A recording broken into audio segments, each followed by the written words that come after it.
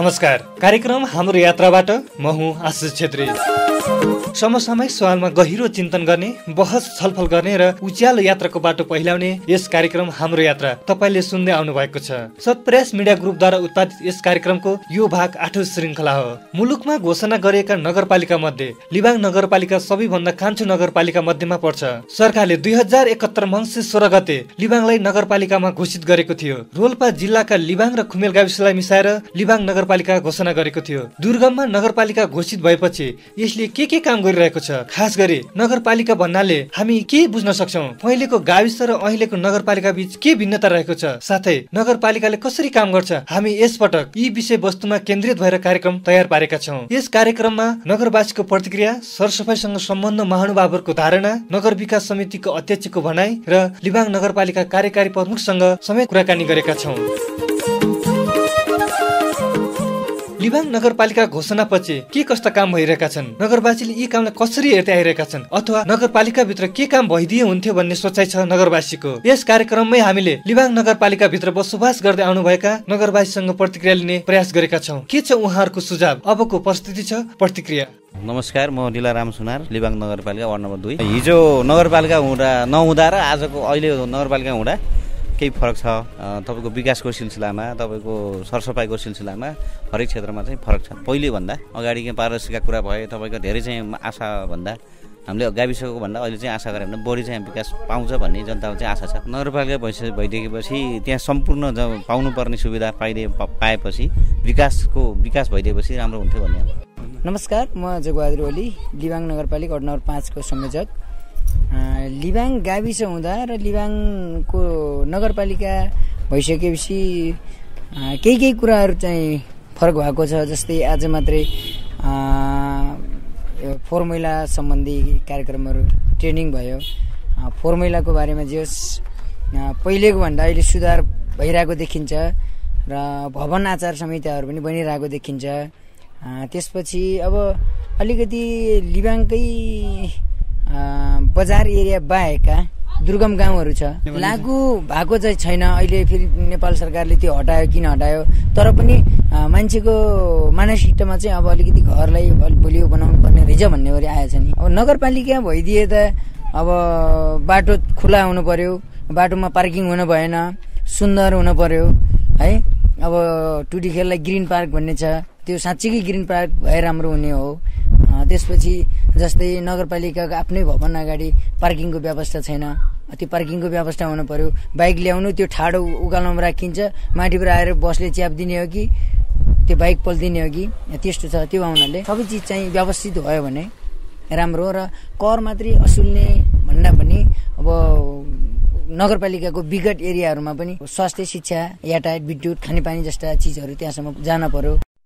नमस्कार, हजुर म नवीन केसी, लिबाङ नगरपालिका वार्ड नम्बर 2 खुमेल। गाविस र नगरपालिकाहरूमा धेरै भिन्नता हुन्छ, किनभने गाविस भनेको एउटा सानो शाखा हो भने नगरपालिका एउटा ठुलो आकारमा रहेको पाइन्छ, त्यसैले केही भिन्नता भएको पाइन्छ। नगरपालिका भएपछि नाममा मात्र सीमित होइन, काममा पनि त्यत्तिकै तीव्रताका साथ विकास अगाडि बढाइयो भने राम्रो हुन्थ्यो। कर मात्र नगरपालिकाको लिने, तर काम गर्दा गाविस जस्तै नभयोस्, सेवा सुविधाहरू पर्याप्त मात्रामा भए हुन्थ्यो भने त्यसमा अझै लिबाङ बजार भित्र मात्रै सीमित नभई नगरपालिकाको विगत गाउँ ओडादेखि नै सुरु गर्दा अझ नगरपालिकालाई प्रभावकारी हुन्थ्यो। नमस्कार, म गणपति केसी, लिबाङ नगरपालिका वडा नम्बर 2 7 डोबाजोबाजा। त्यो गाविस र नगरपालिकाको कुरा गर्नुपर्दा जुन हाम्रो पहिला गाविसको कामहरू खुमेल भनौँ न, अहिले खुमेल र लिबाङ जोडिएर लिबाङ नगरपालिका भएको छ, जसमा हामी चाहिँ काम गर्न, गाविसको काम गर्न, हरेक काम गर्न नगरपालिका लिबाङ नै जानुपर्ने अवस्था देखेको छ। र जुन नगरपालिका भयो, नामको मात्र नगरपालिका भइरहेको स्थिति छ।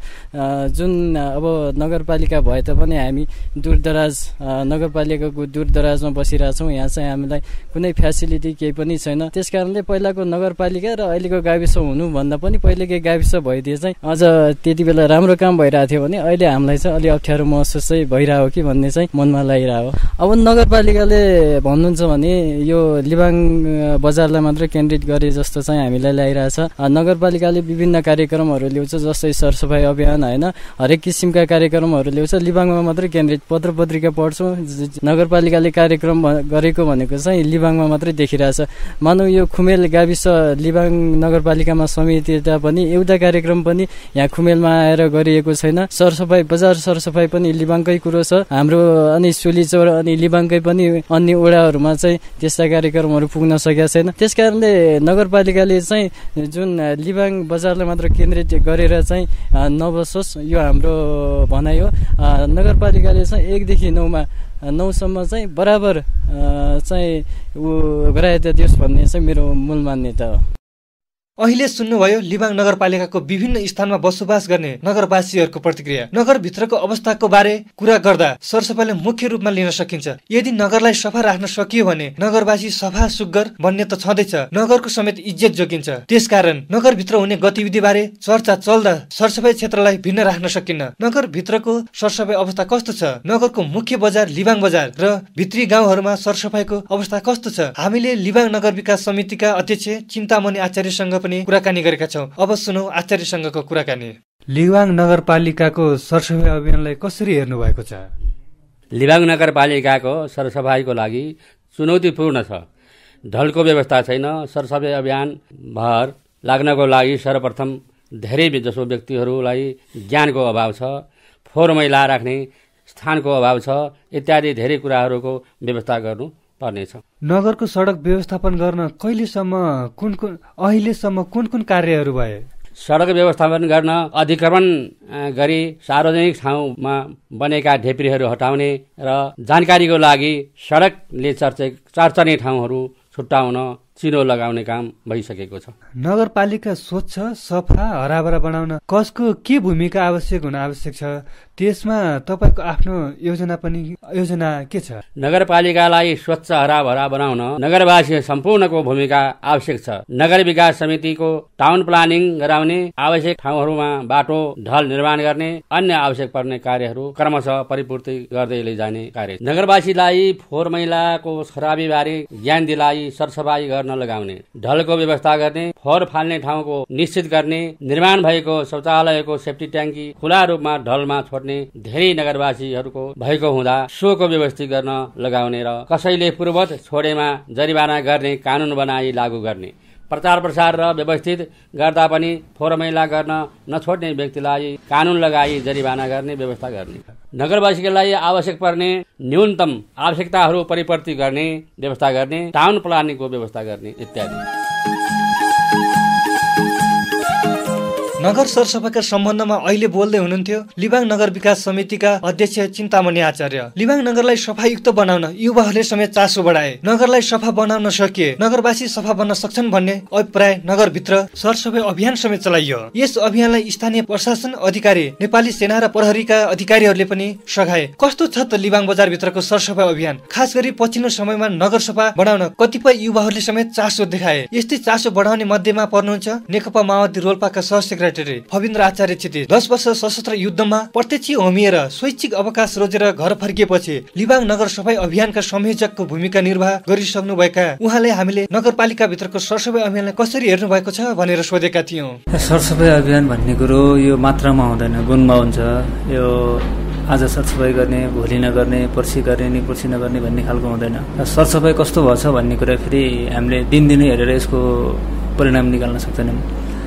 4 साल कस्तो थियो र अहिले कस्तो छ भन्नेबाट हेर्ने हुन्छ। त्यसकारणले सरसफाइ अभियान हिजो म यो ठाउँमा टेक्नुभन्दा अगाडिको लिबाङ र अहिलेको लिबाङ जुन म नगर व्यवस्थापन समितिको जिम्मा लिएँ, त्यस पछाडि नगरपालिकामा निरन्तर एउटा दलको तर्फबाट प्रतिनिधित्व गरिरहेको छु। त्यस पछाडिको लिबाङ हेर्दा गुणात्मक रूपले फरक देख्छु मैले हिजोभन्दा आज। अहिलेसम्म हामीले ल्यान्डफिल साइट अस्थायी रूपमा प्रयोग गरिराखेका छौँ। खोलाको किनारमा हाम्रो त्यो फोहोर स्थानान्तरण मात्रै हो, फोहोर व्यवस्थापन होइन। अहिलेसम्म हामी एक ठाउँको फोहोर अर्को ठाउँमा राखेर स्थानान्तरण गर्ने काम मात्र गरेका छौँ, किनकि हामीसँग व्यवस्थित ल्यान्डफिल साइटको अभाव छ। जिल्लाले ल्यान्डफिल साइटको निम्ति एउटा प्रयास गर्यो, तर त्यो प्रयास पनि सफल हुन सकेन। अहिले प्राविधिक कार्यालयमा डिपिआर समेत नभेटिने त्यस्तो अवस्था छ अहिले। त्यस कारणले स्थायी ल्यान्डफिल साइटको अभावमा हामीले अस्थायी रूपमै भए पनि खोलाको किनारमा अहिलेसम्म व्यवस्थापन गरिराखेका छौँ। नगरपालिकाको तर्फबाट ल्यान्डफिल साइट खोज्न जाने भनेर लगभग 2-3 पटक हामी गयौँ। ल्यान्डफिल साइट अध्ययन पनि गऱ्यौँ हाम्रो आफ्नो आँखाले, तर प्राविधिक आँखाले अध्ययन गर्ने कुरो चाहिँ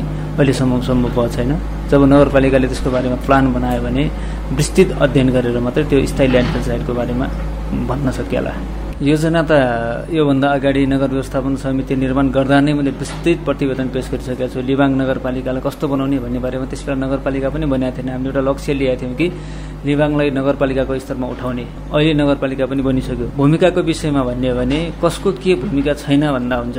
तपाईँको पनि भूमिका छ, मेरो पनि भूमिका छ, हर रोल्पालीको, हर मान्छेको, हर लिबाङवासीको सबैको भूमिका छ। तर त्यो लिबाङवासीहरूले जिम्मा दिएर नगर व्यवस्थापन समितिको यो फोहोर व्यवस्थापन लगायत नगरले कस्तो बनाउने भन्ने किसिमको प्लान बनाउने जिम्मा मलाई दिएको हुनाले मेरो विशेष जिम्मेवारी छ नीति बनाउने सवालमा, नीतिको कार्यान्वयन गर्ने सवालमा, ल्यान्डफिल साइट खोज्ने सवालमा, अनि व्यवस्थापकीय पक्षमा मेरो जिम्मेवारी छ। मैले त्यो जिम्मेवारी पुरा गरिराखेको छु। अहिलेसम्म नसके पुरा गरिराखेको छु। आगामी दिनमा यसलाई अझै विस्तृत रूपले चाहिँ सबै जनताको सहभागितामा, अहिले खालि एउटा कमिटीका केही 2-4 जनाको सहभागितामा मात्रै यो कार्य भइरहेको छ। सम्पूर्ण जनताको सहभागितामा यो अभियानलाई अगाडि बढाइन्छ र नगरपालिकाबाट पनि भर्खरै तालिम सम्पन्न भयो। फोहोर न्यूनीकरण र पृथकीकरण सम्बन्धी तालिम सम्पन्न भयो। यसलाई हामीले अहिले अभियानको रूपमा लिएका छौँ। मैले सुनेको पनि छु र सुनाएको पनि छु। आफ्नो कमिटीमा सुनाएको छु, जनतालाई सुनाएको छु र मैले हरेक ठाउँमा कैयौँ मूर्खहरूको कुरा काट्दै भए पनि, मूर्खहरूलाई सम्झाउने गरी भए पनि मैले यो अभियानको महत्त्व, यो चाहिँ सरसफाइको महत्त्वको बारेमा धेरै पटक धेरै ठाउँमा मिठा कुरा गरेको छु। र नगरपालिका मार्फत तालिमको आयोजना गरौँ भनेर भर्खर तालिम पनि सम्पन्न भयो, मैले अगाडि भनिसकेँ। र कोठैमा सकेसम्म फोहोर नै धेरै ननिकाल्ने, कोठैमा नै व्यवस्थित गर्ने, कम्पोस्ट मल बनाउने, अनि अहिले हामीले चाहिँ फोहोर व्यवस्थापनको निम्ति कम्पोस्ट बिन पनि बाँड्दैछौँ, फोहोर व्यवस्थापनको निम्ति भाँडाहरू पनि बाँड्दैछौँ। यो योजना चाहिँ अब नगरपालिकाबाटै चाहिँ विस्तृत रूपले आउँदैछ। अझै पनि नगरपालिकाको ढलमा दिशा नभएको अवस्था, नाला फोहोरको राम्रो व्यवस्था र सफा नगरपालिका बनेको कहिलेसम्म देख्न पाइएला? यो क्वेसन अलि छिटो भयो तपाईँको। नगरपालिका घोषणा भएको 1 वर्ष पनि भएको छैन, 5-6 महिना भएको छैन। र जनताको चेतना कस्तो छ है, नगरपालिकाको घोषणा हुँदा बित्तिकै सफा चकाचक होस् भन्ने खालको चेतना छ। सायद त्यही चेतनाबाट तपाईँ प्रभावित हुनुभयो होला। यो क्वेसन चाहिँ अहिले गर्ने बेला भएको छैन कि भर्खरै अब जन्मिएको बच्चा कहिले हिँड्ला भनेर तुरुन्त कल्पना गर्न हुँदैन। हामी हिँड्दैछौँ, बामी सर्दैछौँ, त्यस पछाडि दौडौँला, दौडिसके पछाडि हामी यस्तो कल्पना समेत गरेका छौँ कि कल्पना गर्नसम्म त हामीले सकेका छौँ। हामीले अहिले दाङको नगरपालिका 2 पटक फर्स्ट भएर पुरस्कार पायो। विभिन्न देशभरिका नगरपालिकाहरूको कोही फर्स्ट, कोही सेकेन्ड, कोही थर्ड भएर पुरस्कार पाउने गर्छन्। हाम्रो कल्पना यस्तो छ कि लिबाङ नगरपालिकालाई पनि त्यही ढङ्गले फर्स्ट बनाऊ र पुरस्कार पाऊँ बरु, त्यो अभियानमा हामी जुटेका छौँ। र यो तपाईँले दिएको क्वेसन गणितीय रूपले उत्तर दिन म सक्दैन, तर प्राविधिक रूपले भन्दा हामी जति सक्छौँ, हामी लगायत सबै जनताको साथ पाइयो भने छिटै नै हामीले यो अभियानलाई सम्पन्न गर्न सक्छ। लिबाङ नगर सरसफाइका बारेमा कुराकानी गर्दै हुनुहुन्थ्यो फबिन्द्र आचार्य क्षितिज। यति बेला तपाईँ सुन्दै हुनुहुन्छ कार्यक्रम हाम्रो यात्रा। यो हो सामुदायिक रेडियो र तपाईँले सुनिरहनु भएको छ छलफल, चिन्तन र बहसको त्रिवेणी कार्यक्रम हाम्रो यात्रा। हाम्रो यात्रा हामी नेपाली, हामी नेपाली। लिबाङ नगरपालिकाको कार्यकारी प्रमुखमा रोल्पा गैरीगाउँ घर भएका निमबहादुर केसीलाई सरकारले जिम्मेवारी सुम्पिएको छ। केसी कार्यकारी प्रमुखको रूपमा आएपछि नगरभित्र सरसफाइका योजना, सडक विस्तारका योजना तथा खानेपानीका योजना बारे नगरवासीसँग छलफल चलाएको छ। तर नगरपालिका भित्र गर्नुपर्ने ठूला र महत्वपूर्ण योजना मध्ये सडक विस्तार पनि एक हो। पहिलेको खुमेरका केही र पहिलेकै लिबाङ गाविसका केही बाहेक सबै क्षेत्र ग्रामीण क्षेत्रमा पर्छन्। त्यसैले नगरलाई विकासको मूलधारमा ल्याउन सडक विस्तारको अभियानलाई पहिलो योजनाको रूपमा ल्याउन कतिपय नगरवासीले सुझाव पनि दिए। यस कार्यक्रममा हामीले लिबाङ नगरपालिकाका कार्यकारी प्रमुख निमबहादुर केसीसँग लामो कुराकानी गरेका छौँ। केसीलाई सुरुमै लिबाङ नगरपालिकाले के काम गरिरहेको छ भनेर सोधेका थियौँ। अब सुनौ उहाँसँगको कुराकानी। लिबाङ नगरपालिका भर्खरै स्थापना भएको नयाँ नगरपालिका हो। त्यसकारणले नयाँ नगरपालिकाले केही महत्त्वपूर्ण एजेन्डाहरू अगाडि बढाएको छ। त्यसमा विशेष गरिकन लिबाङ नगरपालिकाको फोहोरलाई व्यवस्थित गर्ने कुराहरूको सुरुवात भएको छ। त्यसको लागि नगरपालिकामा म आइसकेपछि माघको 20 गते हामीले एउटा सरसफाई सम्बन्धी एउटा बैठकको आयोजना गऱ्यौँ र माघको 24 गते हामीले सरसफाई सम्बन्धी हामीले कार्यक्रम सञ्चालन गऱ्यौँ। त्यसपछि फागुन 7 गते राष्ट्रिय प्रजातन्त्र दिवसको अवसर पारेर फागुन 6 गते हामीले टोडीखेल सरसफाई गरेका छौँ। यसमा सबै राजनीतिक दल, नगर स्तरीय राजनीतिक दल, त्यसै गरिकन सम्पूर्ण कर्मचारीहरू, सशस्त्र प्रहरी बल, नेपाली सेना, प्रहरी र कार्यालयका सम्पूर्ण कर्मचारीहरू त्यस गतिविधिमा लाग्यौं र सरसफाईको अभियान सञ्चालन गर्यौं। त्यसपछि हामीले डम्पिङ साइटको खोजी गर्यौं र डम्पिङ साइट अहिले चाहिँ अस्थायी रूपमा डम्पिङ साइट बनाएका छौं र त्यही डम्पिङ साइटमा हामीले फोहोर व्यवस्थापन गर्दैछौं। त्यसै गरिकन दिनदिनै गरिने कार्यहरू, डे टु डे सर्भिसका कुराहरूलाई पनि हामीले प्रभावकारी ढंगले अगाडि बढाएका छौं। त्यो गर्नलाई हामीले सुशासनका निम्ति उजुरी पेटिका, नागरिक बडापत्र, त्यसै गरिकन सार्वजनिक सुनवाई, सार्वजनिक परीक्षण जस्ता कुराहरू अगाडि बढाएका छौं र राज्यबाट प्रदान गरिने अर्थात् नगरपालिकाबाट प्रदान गरिने विभिन्न विकास गतिविधिहरूमा पनि हामीले अनुगमन थालेका छौं र डम्पिङ साइटको निम्ति जिल्ला स्तरको राजनीतिक दलहरूले पनि एउटा निर्णय गरिसक्नु भएको छ र त्यसका निम्ति हामीले चाहिँ डिपिआर बनाउने र त्यसलाई व्यवस्थापन गर्ने सोच बनाएका छौं र फोहोर व्यवस्थापनका निम्ति नेपाल सरकारबाट प्राप्त रकमबाट हामीले चाहिँ एउटा मिनी टिप्पर खरिद गरिसकेका छौं र फोहोरलाई व्यवस्थापन गर्दैछौं र त्यसका अलावा हामीले भर्खरै नेपाल सरकार शहरी विकास मन्त्रालय अन्तर्गतको फोहोर मैला व्यवस्थापन प्राविधिक सहयोग केन्द्र ललितपुरबाट हामीले चाहिँ सरसफाइका निम्ति केही रकम प्राप्त गर्यौं र त्यो रकमबाट हामीले लिबाङ नगर क्षेत्रभित्रका टोल विकास संस्थाका अध्यक्षज्यूहरू, उहाँहरूले छनौट गरेका महिला दिदीबहिनीहरू, वडा नागरिक मञ्चका संयोजकज्यूहरू, जिल्ला स्तरीय राजनीतिक दलका प्रमुखज्यूहरू, नगर स्तरीय राजनीतिक दलका प्रमुख तथा प्रतिनिधिज्यूहरू र कार्यालय प्रमुखज्यूहरू लगायत सबै सरकारवालाहरूलाई हामीले 2 दिने हामीले चाहिँ तालिम सञ्चालन गरेका छौं र यो तालिम पश्चात हामीले तत्काल अब 2-4 दिन भित्रै फोहोर व्यवस्थापनका निम्ति हामीले प्राप्त गरेका कम्पोस्ट बिनहरू र सेग्रिगेसन बाल्टीहरू वितरण गर्ने र सरसफाई अभियानलाई अगाडि बढाउने र त्यसको साथसाथै हामीले सरसफाई सम्बन्धी कार्य हेर्नका निम्ति दौडा टोली गठन गरेका छौं र त्यो दौडा टोली मार्फत हामीले चाहिँ सरसफाई सम्बन्धी अनुगमन गर्ने योजना बनाएका छौं र आउँदो वर्षमा हामीले नगर यातायात गुरु योजना, त्यसै गरिकन आवधिक योजना लगायतका कुराहरू गरेर हामी अगाडि बढ्न खोजिरहेका छौं। गाविस र नगरपालिका बीचमा के फरक छ? दुवै स्थानीय निकाय नै हुन्, नेपाल सरकारका स्थानीय निकाय हुन्, तापनि गाविस र नगरपालिकामा केही फरक छ। नगरपालिका स्वायत्तताको हिसाबले बढी अगाडि छ भने गाविस अलिक कम स्वायत्त भएको देखिन्छ। जस्तो राजस्वको दायरा फराकिलो पार्ने कुराहरू पनि नगरपालिका अगाडि देखिन्छ। त्यसै गरिकन जनशक्तिको हिसाबले पनि नगरपालिकामा सरकारले व्यवस्थित गर्न खोजेको देखिन्छ। त्यसै गरिकन सरकारले पठाउने अनुदान पनि सरकारले धेरै पठाउने गरेको छ र नगरपालिकालाई व्यवस्थित गर्नका निम्ति सरकारले अथक प्रयास गरेको देखिन्छ भने गाउँ विकास समितिलाई अलिकति तल्लो स्तरको व्यवहार गरेको देखिन्छ। जस्तो जनशक्ति एउटा गाविस सचिवको भरमा चाहिँ गाविसहरू चलेका छन्, त्यसमा सरकारले जनशक्ति पुरा गर्न सकिरहेको छैन, समयमा निकासा पनि दिइँदैन र अलिक केही कुराहरूमा अलिकति चाहिँ अन्याय गरेको हो कि भन्ने चाहिँ महसुस देखिन्छ। त्यस हिसाबले गाविस हुनुभन्दा नगरपालिका बढी स्वायत्त र बढी कामयाबी निकाय बुझिन्छ। लिबाङ नगरपालिका 2071 मङ्सिर 16 को निर्णय अनुसार स्थापना भएको नगरपालिका हो। अब यो नगरपालिका स्थापना भइसकेपछि सुरुवातमा हामीले चाहिँ 2071 साल पौष मसान्तसम्म नगर परिषद सम्पन्न गर्न सफल भयौं। त्यसपछि म आइसकेपछि विशेष गरिकन फोहोर मैला व्यवस्थापनका निम्ति प्रक्रिया अगाडि बढाएको छु र यो प्रक्रियामा जिल्ला स्तरीय राजनीतिक दल, त्यसै गरिकन सरकारवालाहरू अनि लिबाङ नगर व्यवस्थापन समिति लगायत नगरवासीहरूको सहयोगमा हामीले चाहिँ फोहोर व्यवस्थापनका निम्ति कार्य प्रक्रियाहरू अगाडि बढाएका छौँ र जनतालाई दिन प्रतिदिन प्रदान गर्ने सेवाहरूमा पनि हामीले सुधार गरेका छौँ। यद्यपि जनशक्ति थोरै छ तापनि हामीले गरेका प्रयासहरू अत्यन्त राम्रा छन् भन्ने लाग्छ।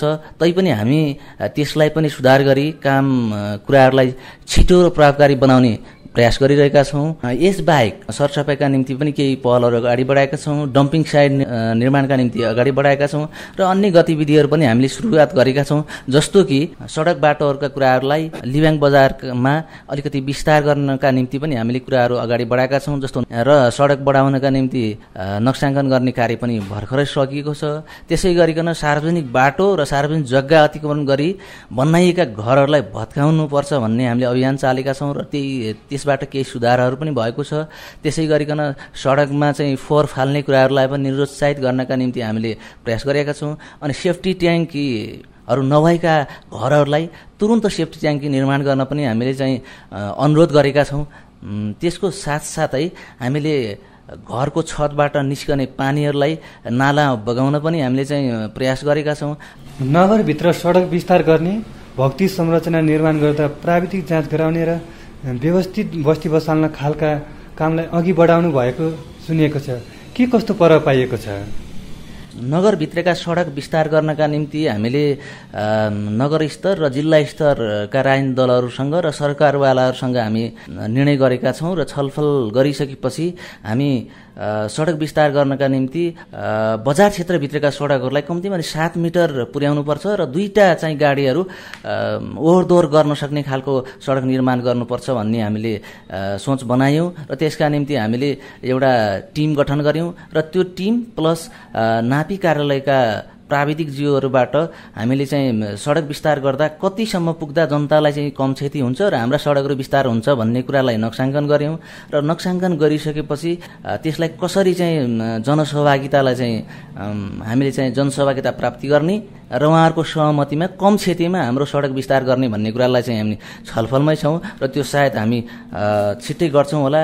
र भौतिक संरचना निर्माण गर्दा प्राविधिक जाँच गर्ने कुराहरूमा पनि हामीले छलफललाई अगाडि बढाएका छौँ।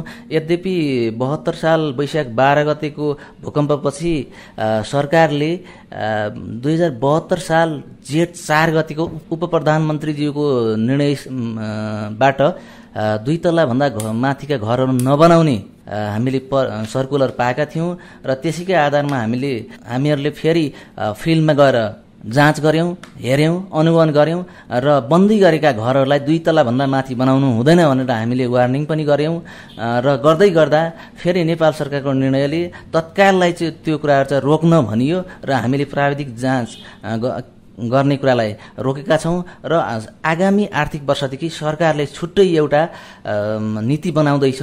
2 तलाभन्दा माथि घर बनाउन नपाइने, घर अगाडि पर्याप्त जग्गा छाड्नुपर्ने र सार्वजनिक ठाउँलाई खाली गराउने अभियान पनि चल्यो, तर खासै प्रभावकारी भएन भन्ने कुरा छ नि।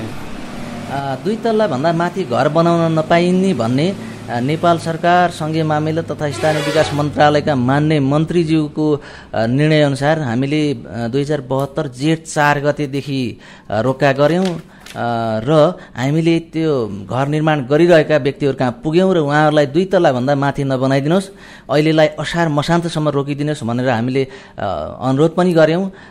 यद्यपि सरकारको निर्णय फेरि बदलियो र 2 तल्लाभन्दा माथि बनाउन नपाइने कुरालाई सरकारले फिर्ता लिइसकेपछि हामी त्यो कुरालाई चाहिँ अहिले छोडेका छौँ र घर अगाडि पर्याप्त जग्गा छाड्नुपर्ने, अनि नक्सा बनाउनु पर्ने, अनि चाहिँ सेफ्टी ट्याङ्कहरू बनाउनु पर्ने, त्यसपछि त्यसमा राख्ने सामग्रीहरू कस्तो हुनुपर्ने, अनि त्यो घरभन्दा अगाडि सेडब्याक छोड्ने कुराहरू, त्यसपछि त्यसको लगायत त्यो घरको बनाउँदै गर्दा त्यसको झ्याल राखिसकेपछि त्यसले जमिन कति छोड्नुपर्ने, त्यो कुराहरू एकदम प्राविधिक कुराहरू भएको कारणले नेपाल सरकारले एउटा नीति बनाउँदैछ।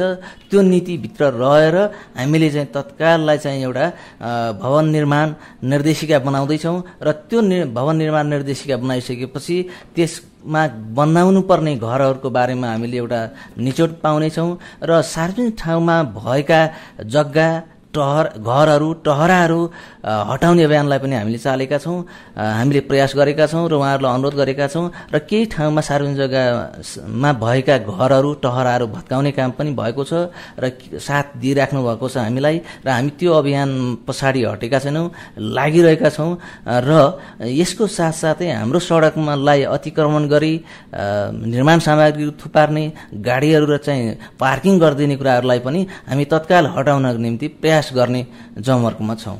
नगर सरसफाइ गर्ने योजना पनि बनाउनु भयो, तर लिबाङमा आफ्नै सेफ्टी ट्याङ्की नभएका घरहरू पनि फेला परे नि, होइन? नगर सरसफाइका निम्ति मैले पहिलो प्राथमिकतामा राखेँ र नगर सरसफाइका निम्ति धेरै प्रयासहरू पनि भएका छन्। यहाँहरूले पनि सुनिराख्नु भएको छ र देखिराख्नु भएको पनि छ। त्यसका साथसाथै लिबाङमा आफ्नै सेफ्टी ट्याङ्क नभएका थुप्रै घरहरू छन्। उहाँहरूलाई हामीले हाम्रै अनुरोधमा तपाईँहरू चाहिँ सेफ्टी ट्याङ्क राखिदिनुहोस् भनेर हामीले अनुगमन पनि गरेका छौँ र अनुगमनबाट केही व्यक्तिहरूले सेफ्टी ट्याङ्क निर्माण गर्दै हुनुहुन्छ र केही व्यक्तिहरू हामी अब 2-4 दिनमा अथवा 5-7 दिनमा हामी गर्छौँ भन्ने चाहिँ प्रतिबद्धता व्यक्त गर्नुभएको छ। प्राय सबै घर वरिपरि फोहोर उत्तिकै छ। यस्तो अवस्थामा सफा र सुन्दर नगर बनाउने सपना पुरा होला त? अनि त्यसमा पनि ग्रिन पार्क बनाउने योजना कहाँ पुग्यो? फोहोरका निम्ति धेरै प्रयासहरू भए, तालिम पनि हामीले भर्खरै सञ्चालन गरेका छौँ। अब तालिम पश्चात हामीले तत्काल 75वटा हामीसँग सेग्रिगेसन बाल्टिनहरू छ फोहोर जम्मा गर्ने र त्यो बाल्टिनहरू हामी वडा नागरिक मञ्चका संयोजक, टोल विकास संस्थाका अध्यक्षज्यूहरूले निर्णय गरेको ठाउँमा हामी चाहिँ ती बाल्टीहरू वितरण गर्दैछौँ र त्यही बाल्टीमा उहाँहरूलाई चाहिँ फोहोर राखिदिन हामी अनुरोध गर्ने पक्षमा छौँ। त्यसको साथसाथै हामीले फोहोरलाई मल बनाउनका निम्ति अथवा फोहोरलाई मोहरमा परिणत गर्नका निम्ति हामीले केही कम्पोस्ट बिनहरू पनि हामीले खरिद गरेका छौँ र त्यो कम्पोस्ट बिनहरू पनि वितरण गर्दैछौँ। त्यसरी चाहिँ उहाँहरूले फोहोर एकै ठाउँमा जम्मा गरिदिनु भयो र फोहोरलाई मोहर बनाउन प्रयास गर्नुभयो भने लिबाङ नगरपालिका साँच्चीकै स्वच्छ, सफा, सुन्दर र हरियाली बन्छ। साथै ग्रिन पार्क बनाउने योजना पनि जिल्ला विकास समितिको जिल्ला परिषदबाट निर्णय भएको रहेछ। ग्रिन पार्क बनाउनका निम्ति पनि श्रीमान स्थानीय विकास अधिकारीज्यूसँग छलफल भइरहेको छ र यसै वर्ष हामीले डिटेल प्रोजेक्ट रिपोर्ट डिपिआर बनाउँदैछौँ र डिपिआर बनाइसकेपछि त्यहाँबाट आएको निचोडका आधारमा हामी त्यसलाई छलफल गरी ग्रिन पार्क बनाउने या के बनाउने भन्नेमा हामी निचोड्न पुग्छौँ। नगरपालिकाका सबै वडाहरूलाई सडक सञ्जालले कहिलेसम्म जोड्न सक्नुहुन्छ? लिबाङ नगरपालिका पहाडी जिल्लाको एउटा दुर्गम नगरपालिका हो। यहाँ लिबाङ बजार अलि व्यवस्थित छ भने यहाँ दुर्गम गाउँहरू पनि छन्, त्यहाँ सडक नपुगिरहेको अवस्था छ र हामीले सडक सञ्जाललाई सबै वडाहरूमा सबै टोलहरूमा पुर्याउनका निम्ति आगामी आबोमा हामीले सडक यातायात गुरु योजना बनाउँदैछौँ र त्यो सडक यातायात गुरु योजना बनाइसकेपछि कुन कुन ठाउँमा सडकहरू जोड्नुपर्छ, कुन कुन ठाउँमा सडकहरू लैजानुपर्छ, कुन कुन ठाउँमा कुन रुटबाट सडकहरू लैजानुपर्छ, जोड्नुपर्छ, ती कुराहरू हामीले बनायौँ भने त्यो सडक सञ्जालका निम्ति थालनी गर्छौँ र सुरुवात गरिसकेपछि हामी मलाई लाग्छ 4-5 वर्षभित्र हामी चाहिँ सबै वडाहरूलाई सडक सञ्जालमा जोड्छौँ र हाम्रो योजना त के छ भने लिबाङ बजारलाई जोड्नका निम्ति रिङ रोडको अवधारणा पनि ल्याएका छौँ र त्यही रिङ रोड बनाउनका निम्ति हामीले गृह कार्य पनि गरिरहेका छौँ। धन्यवाद। अहिले सुन्नुभयो लिबाङ नगरपालिकाका कार्यकारी प्रमुख निमबहादुर केसीसँगको कुराकानी। लिबाङ नगरपालिकालाई सफायुक्त र सुविधायुक्त बनाउन नगरवासी, स्थानीय निकाय र गैर सरकारी संस्थाहरूको भूमिका महत्त्वपूर्ण हुन्छ। नगरपालिकालाई वास्तवमै नगरपालिका बनाउन सानोतिनो काम र योजनाले सम्भव हुन सक्दैन। नगरपालिकालाई सुन्दर, सफा र विकसित बनाउन विशेष रूपमा अगुवा, योजनाकार, सचेत नागरिक र स्थानीयवासीहरूको संयुक्त योजना चाहिन्छ। यसो भयो भने सरकारबाट प्राप्त हुने अनुदान विकासलाई सही रूपमा काममा लगाउन सकिन्छ।